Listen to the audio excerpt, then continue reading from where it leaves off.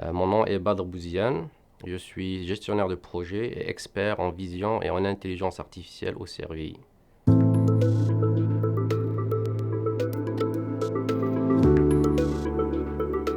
On travaille sur des projets où il n'y a pas de solution et puis qui sont tablettes. Il faut vraiment faire de l'innovation. On est obligé d'être toujours au courant de ce qui se fait et à la pointe de la technologie. Puis c'est depuis que je suis entré au service ces dernières années, il s'est avéré que l'imagerie hyperspectrale, qui était une imagerie qui était utilisée dans les centres de recherche, est devenue plus abordable, plus accessible. On a acquis quand même 3 caméras hyperspectrales, on couvre tout le spectre de l'ultraviolet jusqu'à l'infrarouge. Si on pose du sel et du sucre qui sont visuellement identiques, avec une caméra hyperspectrale, on est capable de les différencier. On est capable de dire ça c'est du sucre, ça c'est du sel.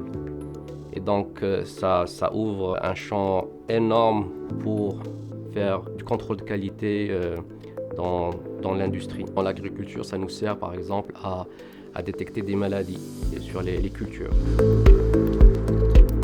C'est une caméra 3D. Comment ça fonctionne? On projette un pattern de lumière.